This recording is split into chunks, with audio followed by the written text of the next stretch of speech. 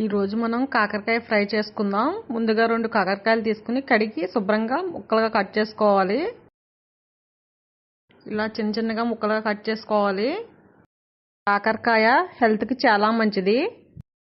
ముక్కలు మొత్తం ఇలా కట్ చేసి పెట్టుకోవాలి.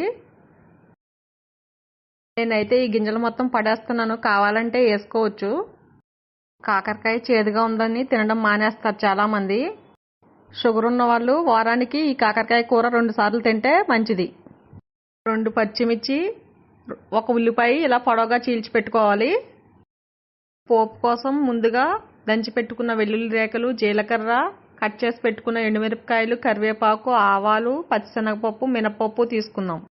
ముందుగా ఒక మూకుడు పెట్టి 3-4 స్పూన్ల ఆయిల్ వేసుకుందాం. ఆయిల్ వేడెక్కిన తర్వాత దంచి పెట్టుకున్న వెల్లుల్లి రేఖలు వేసుకోవాలి.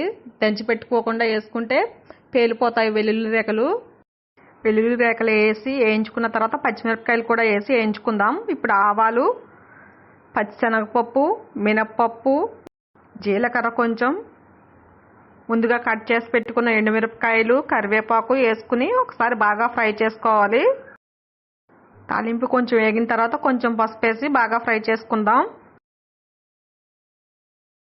తాలింపు వేగిపోయింది. ఇంకా మనం ఇప్పుడు ముందుగా కట్ చేసి పెట్టుకున్న ఉల్లిపాయ ముక్కలు వేసుకుందాం.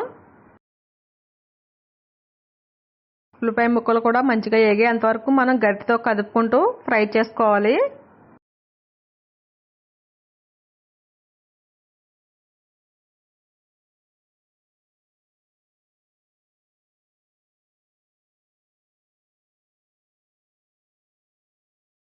ఉల్లిపాయ ముక్కలు గోల్డ్ కలర్ వచ్చేంత వరకు మనం ఫ్రై చేసుకోవాలి.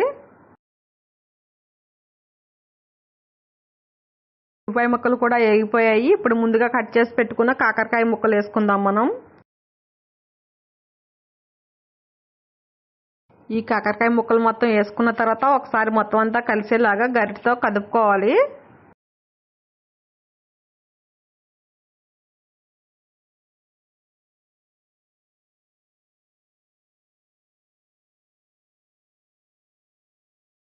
ఇలా గరిటెతో కదుపుకున్న తర్వాత మూత పెట్టి ఒక 5-10 నిమిషాలు మగ్గించుకోవాలి ముక్కలు. ఒకసారి మూత తీసుకుని చూసుకుందాం. ఆవిరి చూసారా పైకి ఎలా వస్తుందో. మధ్య మధ్యలో అప్పుడప్పుడు గరిటెతో కదుపుకుంటూ ఉండాలి, లేదంటే మాడిపోతాయి. ఈ ముక్కలు మనం కొంచెం సేపు బాగా మగ్గించుకున్న తర్వాత ఇప్పుడు సాల్ట్ వేసుకుందాం. రుచికి తగినంత సాల్ట్. ఈ ఫ్రైలో కొంచెం బెల్లం ఎక్కువ పడుతుంది. ఇప్పుడు బెల్లం వేసుకుందాం. వేసుకున్న తర్వాత మొత్తం అంతా ఒకసారి బాగా కలుపుకుందాం.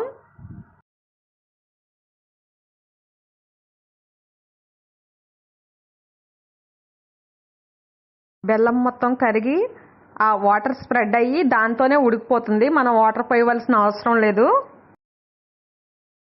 మూత పెట్టి ఒక 5-10 నిమిషాలు అప్పుడప్పుడు కదుపుకుంటూ ఉడికించుకోవాలి.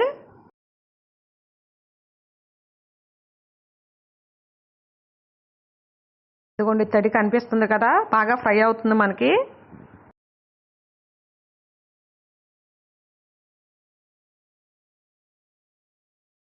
ఇప్పుడు కొంచెం కారం వేసుకుందాం. కారం ముక్కలంతా పట్టేలాగా ఒకసారి గరిటెతో బాగా కదుపుకోవాలి.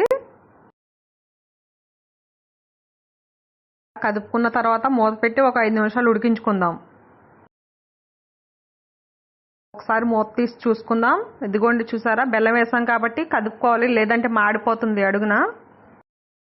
చేదుగా ఉంది అని టాబ్లెట్ వేసుకోవడం మానేయటం లేదు కదా, అలాగే కాకరకాయ కూర కూడా అప్పుడప్పుడు తినండి. ఆరోగ్యానికి చాలా మంచిది కాకరకాయ. కాకరకాయ ఫ్రై రెడీ. మీరు కూడా ట్రై చేయండి. ఎలా వచ్చిందో కామెంట్ చేయండి, లైక్ చేయండి.